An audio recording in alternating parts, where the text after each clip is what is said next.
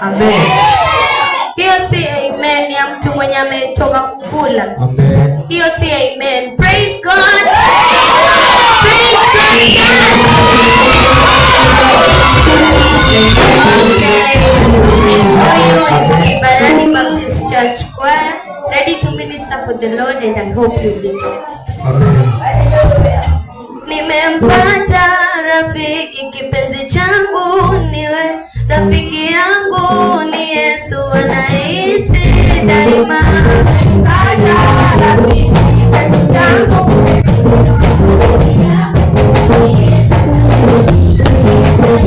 nimempata rafiki kipenzi changu, niwe rafiki yangu ni Yesu anaishi daima. Nimempata rafiki kipenzi changu, niwe rafiki yangu ni Yesu anaishi daima. Nimempata rafiki kipenzi changu, niwe rafiki yangu ni Yesu anaishi daima.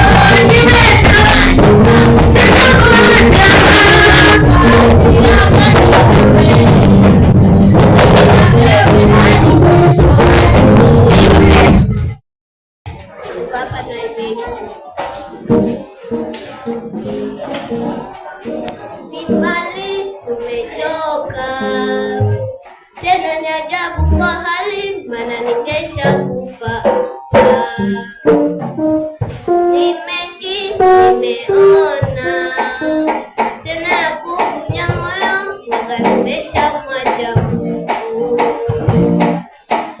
Na kama ni misongo ya mawazo, magonjwa mangu nimepitia, ninazoea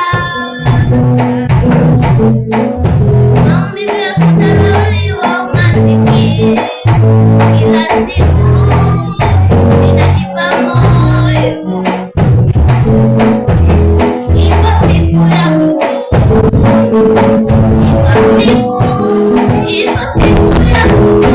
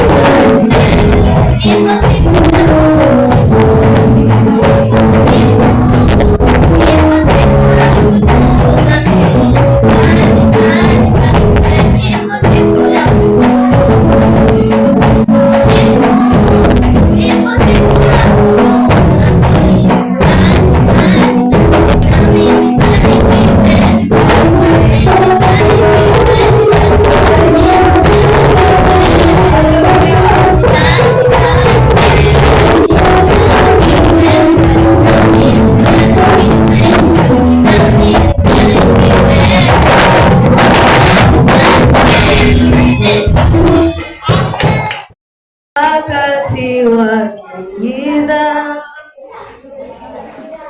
mbele sioni, najiuliza mbona kama hizi shida zimekawia kuisha. Katikati ya maswali ninasikia sauti gani? Nimebeba ujasiri,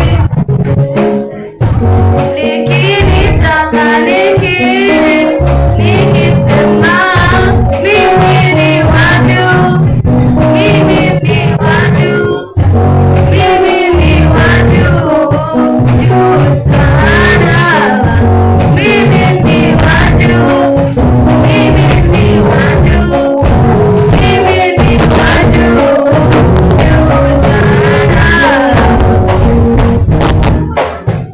Stabiri wibaya, machozi na magumu, mimi ni mshindi tu, kamusini ya Mungu. Haijalishi ni giza, yeye ni nuru yangu, nitashinda hii vita, na yote yatakwisha. Tasimama tena, tainuka tena, mimi ni wa juu tu, mimi ni wa juu. Tasimama tena, tainuka tena, mimi ni wa juu tu, mimi ni wa juu, mimi ni wa juu, mimi ni wa juu, mimi ni wa juu, juu sana, mimi ni wa juu, mimi ni wa juu, mimi ni wa juu, juu sana.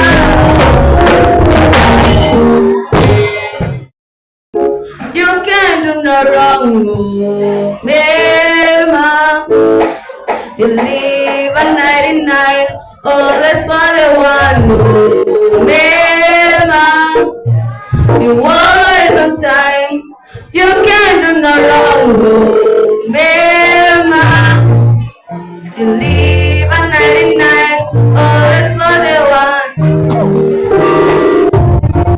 I know you love, I know you care. Wherever you're going, always the right girl. In times of trouble, he's my help. Yeah, I know the feeling, know he's the right girl. Yeah, you really got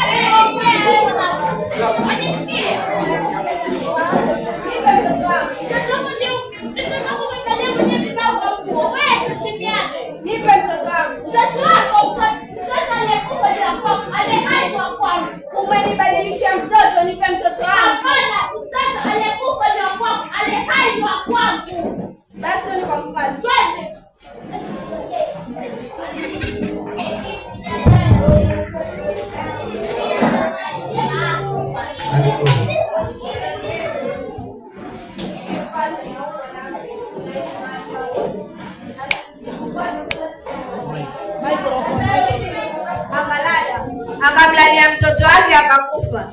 Akamchukua mtoto wake ambaye amekufa akamweka kwenye ubavu wangu.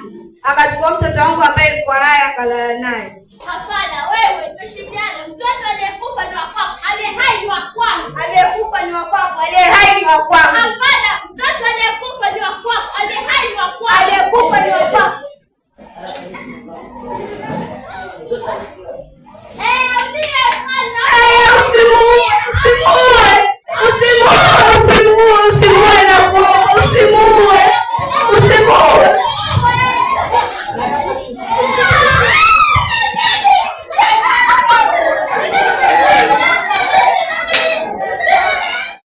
Bwana Yesu asifiwe. So bila kupoteza muda hapa, maana nimeona jina la mvulana sasa, picha ndio naona picha wa kwanza mvulana huyu. So sitaki kupoteza muda, sitaki kumpotezea muda wake. Ningependa tuchanganye mikono yetu tumkaribishe Stephen from Misufini Pefa. Stephen from Misufini Pefa. Welcome. Tunataka kusikia jambo gani Bwana ananena nasi jioni ya leo. Tunatamani kusikia kutoka kwako Stephen, karibu.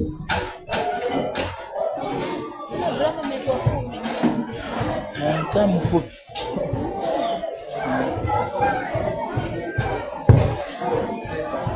Bwana Yesu asifiwe. Amen.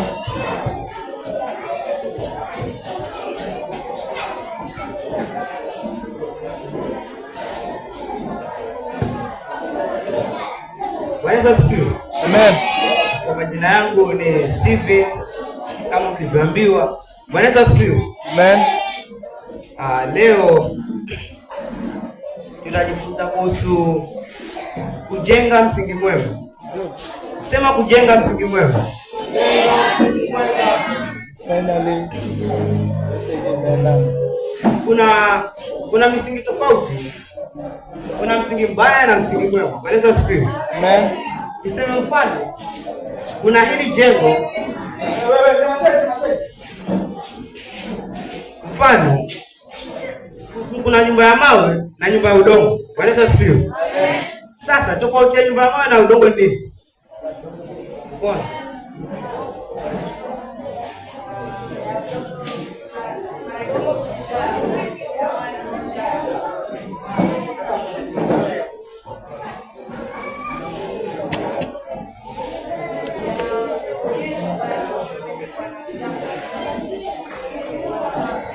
Pigeni makofi. Nyumba ya udongo msingi wake hauko dhabiti. Bwana Yesu asifiwe. Lakini hii nyumba ya mawe ukichunguza sana, msingi wake huwa umechimbiwa kama trench. Bwana Yesu asifiwe. Sasa sisi nasi tunastahili kujenga misingi iliyo dhabiti. Bwana Yesu asifiwe. Tusome katika kitabu cha Mathayo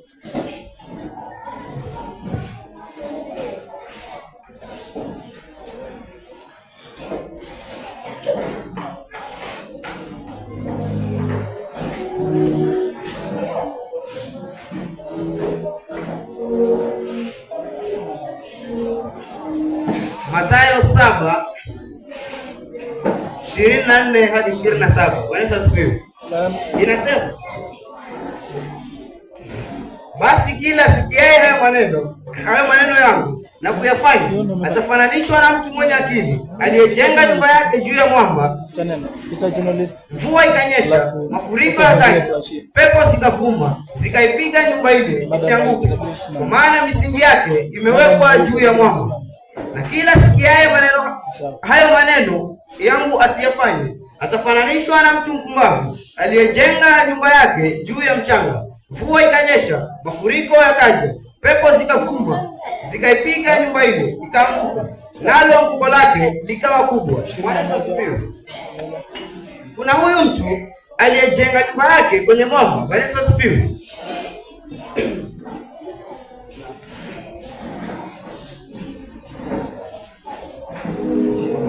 Bwana asifiwe. Huyu alijenga nyumba yake kwenye mwamba kwa sababu alikuwa na akili. Bwana asifiwe. Alijua akijenga nyumba yake kwenye mchanga, pepo zikivuma itaanguka. Bwana asifiwe. Lakini sasa kuna huyu mwingine aliyejenga nyumba yake juu ya mchanga. Sasa mvua iliponyesha, mafuriko yakaja, ile nyumba ilianguka. Bwana Yesu asifiwe. Ndio maana hata kuna huu mti ukiuona kule juu unakuwa vyema, huwa imeanza mizizi yake. Bwana Yesu asifiwe. Mizizi yake huwa imepandwa vizuri. Bwana Yesu asifiwe. Na tena huwezi panda yaliyo mabaya na ukatarajia kuvuna yaliyo mema. Bwana Yesu asifiwe. Ndio maana sasa huwezi jenga nyumba yako kwenye mchanga halafu ukatarajia mvua ikinyesha isianguke. Bwana Yesu asifiwe. Sasa sisi nasi tunapaswa kujenga misingi yetu katika Kristo. Bwana Yesu asifiwe.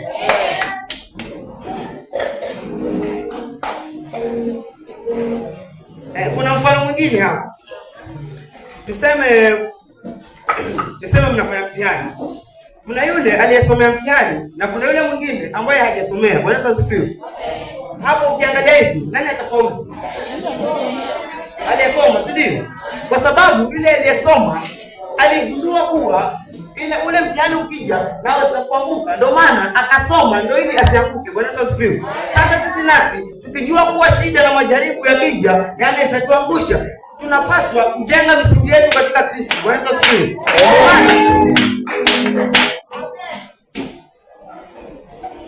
Sasa wacha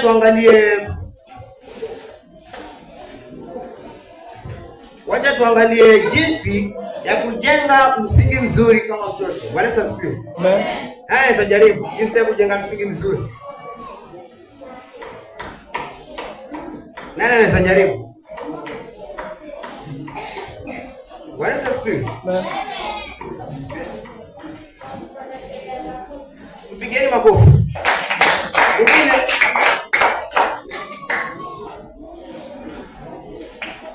Hakuna. Kufunga na kuomba. Kusema neno. Mwingine. Kusema neno.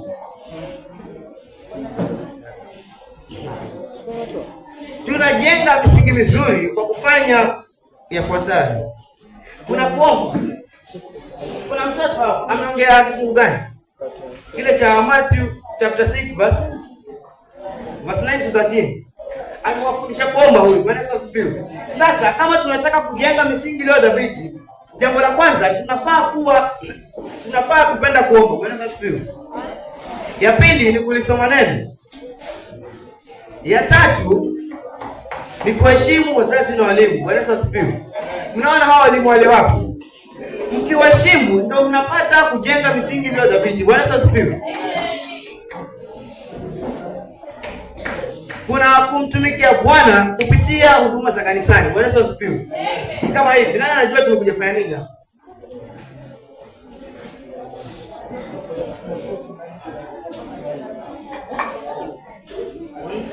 Mwingine?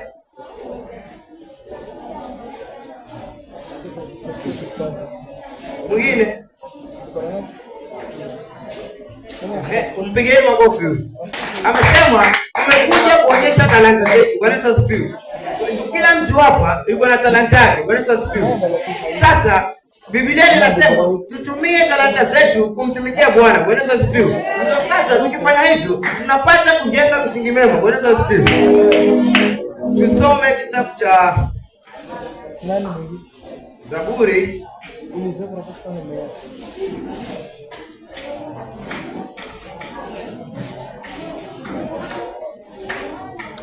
Psalms chapter 150.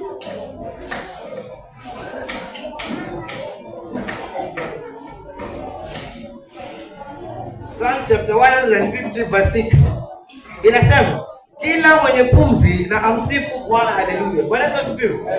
Biblia imesema kila mwenye pumzi na amsifu Bwana. Sasa tunamsifu Bwana kupitia nini? Hizi huduma zetu ambazo tulipewa. Bwana Yesu asifiwe. Kuna wale wengine wanajua kuhubiri, kuna wengine wanajua kuimba. Bwana Yesu asifiwe.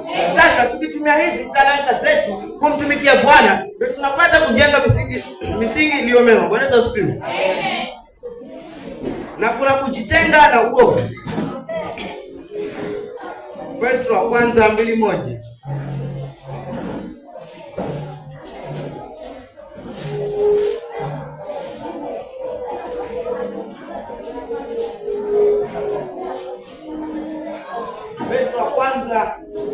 2:1 inasema, basi wekeni mbali uovu wote na hila yote na unafiki na usuda na masingizio yote. Huyu Petro ametuambia kuwa tuweke mbali uovu wote na hila yote na usuda na masingizio yote. Bwana asifiwe. Tunafaa kujitenga na uovu ndio tupate kujenga misingi iliyo dhabiti. Bwana asifiwe. Kuna hii Warumi 12:1 inasemaje? Nani anajua? Warumi 12:1.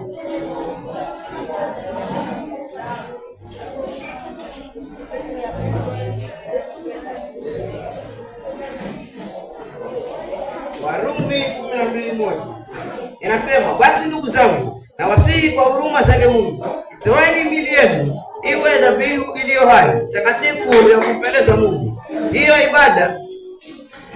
ibada yenu yenye maana. Bwana Yesu asifiwe. Tumeambiwa kuwa tuitoe miili yetu iwe dhabihu iliyo hai ya kumpendeza Mungu. Bwana Yesu asifiwe. Sasa hii miili yetu tunaitoaje kwa Bwana? Bwana Yesu asifiwe. Ni kwa kupitia kujitenga na uovu, tuyatende yaliyo mema. Bwana Yesu asifiwe. Kuna hizi athari za kutojenga misingi bora. Bwana Yesu asifiwe. Hata wazungu wanasema every action has its own consequences. Bwana Yesu asifiwe. Sasa huku kutojenga misingi mema yako kuna athari zake. Bwana Yesu asifiwe. Na athari ya kwanza ni hii, maisha yako yatayumbayumba. Bwana Yesu asifiwe. Usipojenga misingi iliyo dhabiti, maisha yako yatayumbayumba. Hata shida na majaribu zijapo zitakuangusha. Bwana Yesu asifiwe. Kwa sababu misingi yako umeiweka kama nyumba ya udongo. Umechimbia shimo ukaweka tu mti hapo. Hata mafuriko yakija, ile nyumba lazima itaenda. Bwana Yesu asifiwe.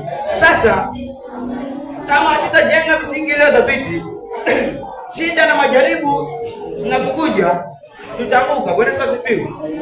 Ndio kama huyu sasa amesemaje? Kuna mtu alijenga nyumba yake kwenye mwamba na mwingine akajenga nyumba yake kwenye mchanga. Bwana Yesu asifiwe. Aliyejenga nyumba yake kwenye mchanga ilianguka. Bwana Yesu asifiwe. Na tunaambiwa kuwa anguko lake lilikuwa kubwa. Bwana Yesu asifiwe. Sasa sisi nasi kama hatutajenga misingi yetu ikawa dhabiti, hata shida na majaribu zijapo zitatuangusha. Bwana Yesu asifiwe. Hapa kwenye hii Biblia ile nyumba ilikuwa ni sisi. Bwana Yesu asifiwe. Na huu mwamba ilikuwa ni Yesu. Bwana Yesu asifiwe. Na haya mafuriko na hizi pepo zilikuwa ni zile shida na majaribu. Bwana Yesu asifiwe. Sasa tukijenga misingi yetu katika Bwana tutastahimili majaribu yote. Bwana Yesu asifiwe. Nahumu 1:7 inasema, Bwana ni mwema, ni ngome siku ya taabu, naye huwajua hao wamkimbiliao. Bwana Yesu asifiwe. Sasa tukijenga misingi yetu katika Bwana atatusaidia na zile shida na majaribu. Bwana Yesu asifiwe. Hata shida na majaribu zijapo, Bwana atatuepusha nayo. Bwana Yesu asifiwe. Athari ya pili ni kuwa tutapata hasara. Bwana Yesu asifiwe. Tusome kitabu cha Isaya 55:2.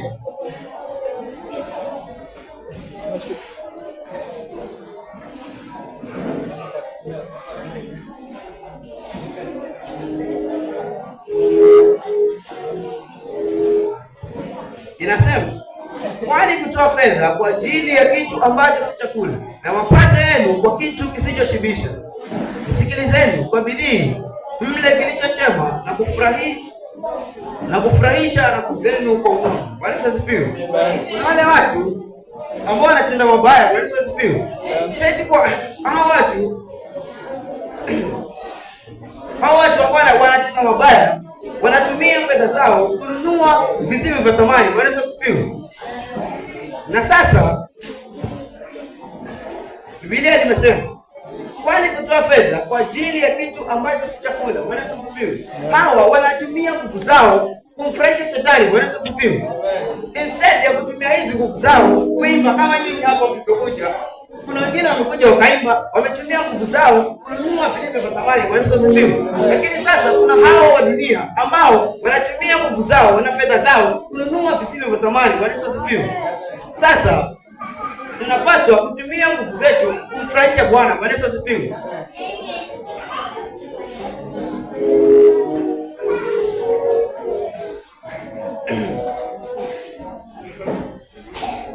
Sababu za watu kutojenga misingi mema.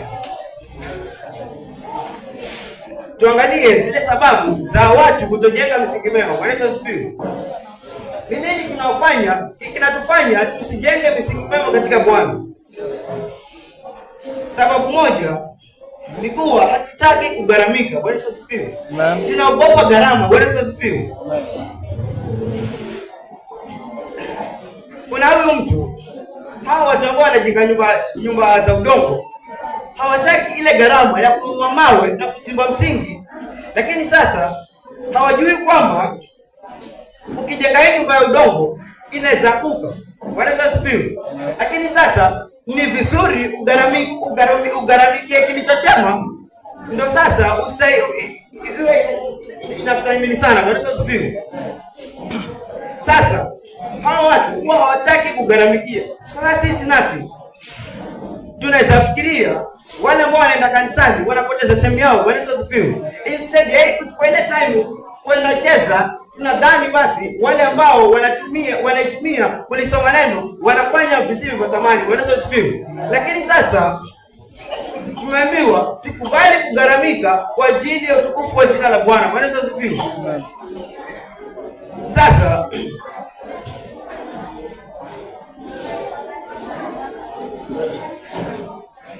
Bwana Yesu asifiwe.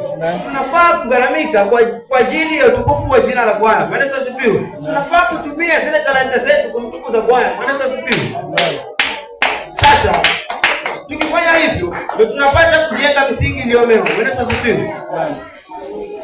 Basi langu ni kuwasihi kuwa mjenge misingi mema. Bwana Yesu asifiwe. Hata kuna watu mfano kwenye Biblia, kuna hao watu, kuna Samueli yeye alijenga msingi yake katika Bwana. Bwana Yesu asifiwe. Samueli aliishi katika kanisa. Bwana Yesu asifiwe. Na sasa alipoitwa na Mungu alitii ile sauti. Bwana Yesu asifiwe. Sasa Samueli tunaweza sema alijenga misingi mema. Bwana Yesu asifiwe. Sisi nasi tunapaswa kujenga misingi mema katika Kristo. Bwana Yesu asifiwe. Kuna mwingine ambaye ni Daudi. Daudi kazi yake ilikuwa nini? Kulisha kondoo. Bwana Yesu asifiwe. Lakini alitumia uwezo wake hata akamua Goliathi. Bwana Yesu asifiwe. Kwa sababu alikuwa amejenga misingi yake katika Bwana. Bwana Yesu asifiwe. Huyu Yusufu naye. Yusufu alikuwa ngapi kwao? Alikuwa ngapi? Wa 11. Bwana Yesu asifiwe. Lakini sasa huyu Yusufu ndo alitenda yaliyo makuu. Bwana Yesu asifiwe. Alikuwa anaota ndoto za ajabu. Bwana Yesu asifiwe. Sasa huyu Yusufu alikuwa amejenga misingi yake katika Bwana. Bwana Yesu asifiwe. Ndio maana sasa Bwana akamtumia. Bwana Yesu asifiwe. Sasa nawasihi mjenge misingi mema. Bwana Yesu asifiwe. Na kujenga misingi mema ndio kujenga tabia nzuri.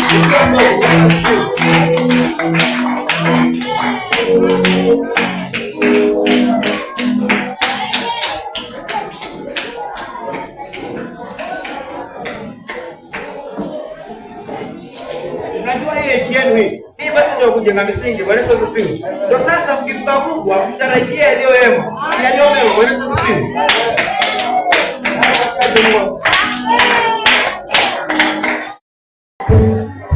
Matumaini yangu kwamba mbuheri wa afya mahali popote ulipo, mpenzi mtazamaji na msikilizaji wa Captain Munganja YouTube channel, runinga inayoaminika kote nchini yenye habari bomba zaidi. Karibu kwenye habari zetu leo. Mimi ni Shedrack Bayani. Kwanza tupate vidokezo vya habari. Siku ya kuzitambua talanta za watoto hatimaye imewadia. Furaha ya watoto kuungana. Ombi la watoto kutambuliwa kihuduma katika makanisa yao. Walimu wahimiza kuacha kuwabagua wanafunzi wakiwa darasani. Na mahojiano ya moja kwa moja na baadhi ya walimu. Karibu katika habari kamili. Naam, lisemwalo lipo na kama alipo basi lijali kuja. Tuwashukuru walimu wetu kwa kuweza kutuandalia hafla hii ya kuzitambua talanta zetu. Shangwe, vifujo na nderemo za vuma kanisani DRC huku muungano wa makanisa upande wa watoto waiandaa hafla kubwa wakiwa na malengo ya kuzitambua talanta za watoto wao. Mengi zaidi, huyo hapa mwanahabari wetu akiwa DRC Mkoroshoni. Naam, ni furaha iliyoje ndani ya wanafunzi hawa kwa kutambuliwa, pia kupewa nafasi ya kuonyesha talanta zao mbele ya viongozi. Naam, ukianza na jina lako, elezea furaha yako juu ya nafasi hii. Kwa majina yangu naitwa Susan Hamisi. Furaha nilionayo sahihi, nafurahi sana kuona vipaji vyetu ambavyo tumeviboresha leo. Hiyo ndio furaha nilionayo kwa sasa. Mungu akubariki. Wanafunzi hawa wamedhihirika na kuomba kama itawezekana wapate hii nafasi kila mwaka ili kuzidi kuonyesha vipaji vyao. Nikiwa katika kanisa la Mkoroshoni DRC, Caleb Chogo. Asante sana Caleb Chogo kwa habari hizo. Tukiendelea, furaha tena kwa watoto baada ya kuunganishwa na wenzao wa makanisa jirani mjini Kilifi. Tusikie watoto wenyewe kupitia mwanahabari wetu akiwa na watoto kule DRC Mkoroshoni. Naam, wanafunzi hawa walibubujikwa na machozi ya furaha isiyoelezeka. Niko na baadhi ya wanafunzi, tuwasikilize watuelezee furaha yao. Furaha yangu ni kwamba leo watoto wamekula Wanafunzi hawa wanashukuru sana wapishi kupika chakula, wameshiba kwa sababu ya afya yao. Ni katika kanisa la Mkoroshoni DRC. Mimi ni Rehema Juma. Asante sana Rehema Juma kwa habari hizo. Baadhi ya watoto wavunja ukimya wao kwa walimu wenye ubaguzi darasani, huku wakisema kuna baadhi ya walimu huwabagua kwa kuwa wazazi wao hawaendi kanisani. Nikimnukuu, baadhi ya walimu huwabagua wanafunzi kwa kuwa sio watoto wa viongozi wa kanisa, hivyo huachwa nje ya majukumu ya kanisa na kupewa wengine ambao ni watoto wa viongozi, jambo ambalo halipendezi kabisa, kwani huwafanya wengine kuacha kanisa au kuhamia mahali na ambapo watapewa fursa na kutambua. Nasi hapa studio tunalaani jambo hili. Naam, baada ya habari hizo, sasa ni moja kwa moja hadi kanisa la Mkoroshoni DRC ambapo tunaandamana na mwanahabari wetu akiwa na mahojiano ya walimu wao.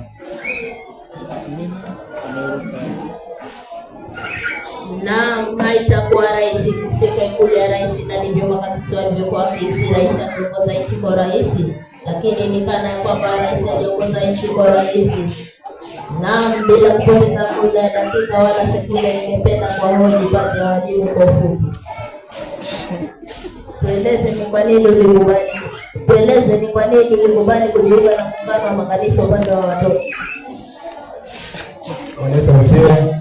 Nashukuru nijiunga kwa sababu watoto nataka waunganike katika neno la Mungu na wakuwe katika misingi iliyo bora katika maisha yao.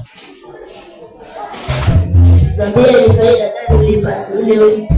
ni faida gani ulipata tangu ujiunge na muungano?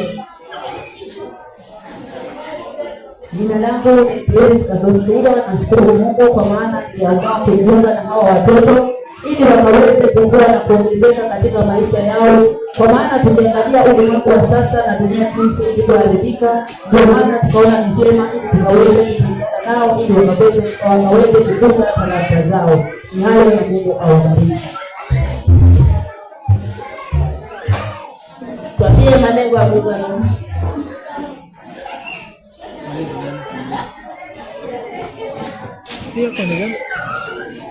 Malengo kwenye huu watoto wasipotee katika Bwana. Yesu asifiwe. Na wazidi kusimama katika imani na imara katika Yesu Kristo. nikiwa katika kanisa la Koroshoni JRC. Jina langu ni Anwar Nyanji. Asante sana Nyanji kwa habari. Naam, wahenga kukosea walipoloka kidole kimoja akivunjisha wala akivya mwisho wa habari zetu. Tupatane tena wakati mwingine.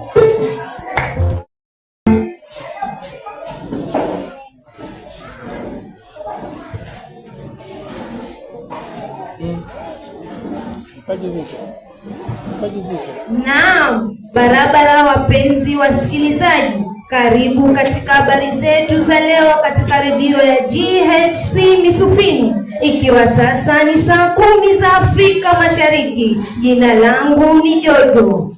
Vidokezo: wanafunzi kuonyesha talanta zao katika kanisa la Koroshoni JRC. Ni furaha iliyoje wanafunzi kujumuika na kuonyesha talanta zao katika kanisa la Koroshoni JRC. Talanta zenyewe ni kama mchezo wa kuigiza, mashairi, nyimbo, uwezo wa kuchora, kuhubiri na michezo mingi mingineyo. Viongozi kuhudhuria talanta za wanafunzi hao. Imebainika kwamba viongozi wamefurahi kuona talanta za wanafunzi hao, na hivyo basi wataendelea kuzitilia mkazo talanta za wanafunzi hao ili waendelee kukuza talanta zao. Nikiripotia nakala hii katika kanisa la Koroshoni JRC, nimekuwa wenu mtangazaji Jodo. Asanteni nyote kwa kunisikiliza.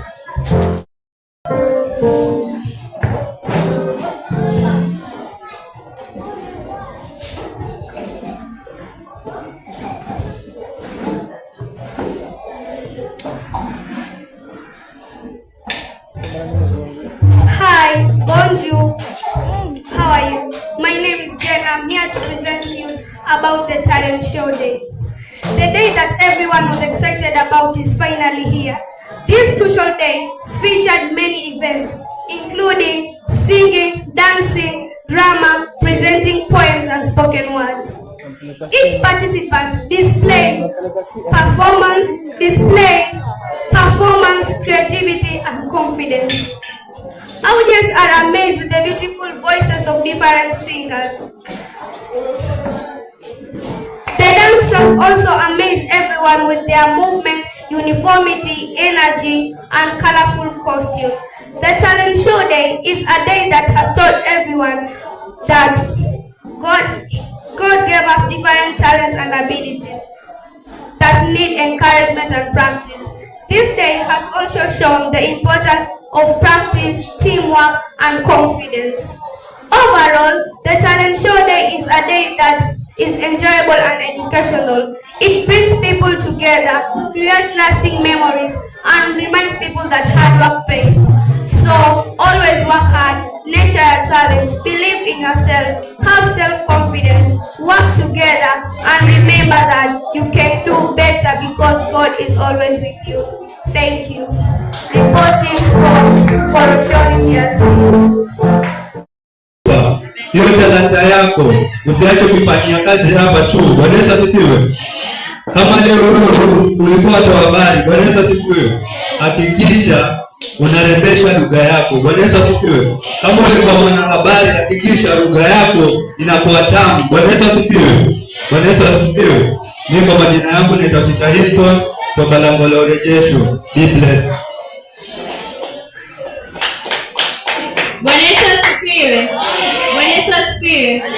Praise the Lord. Tuko pamoja. Hello children. Nimefurahi. Inapendeza. Inapendeza kwa Mungu. Sema inapendeza kwa Mungu. Talanta Mungu nayo ujue unamtukuza leo. Bwana Yesu asifiwe. Wengine wanasimama wakisema acha nikacheze nikajionyeshe. Si kujionyesha. Bwana Yesu asifiwe. Acha nikarudishe. Nani anapenda watoto? Yesu, Yesu. Bwana Yesu asifiwe sana. Yesu anawapenda, amewapa kibali kwa kumtukuza siku hii ya leo. Bwana Yesu asifiwe. Mimi ni teacher Patience. Hawa ni associate teachers wangu. Mambo yananibidi sana nikachagua kwamba tusaidiane. Bwana Yesu asifiwe sana. Mungu awabariki sana kwa vile mlivyokuja kumtukuza Bwana siku ya leo, kwa vile vipawa Bwana alivyoweka ndani yenu, kazi njema aliyoweka ndani yenu Bwana ataikamilisha. Bwana awabariki sana.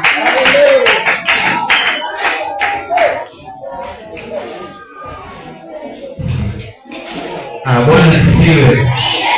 Bwana asifiwe watoto. Haya, ni mwalimu ameimba na mimi nafikiria niimbe, lakini nakumbuka kwa siku ile kuimba. Nimechukua zote. Lakini nitasema kidogo.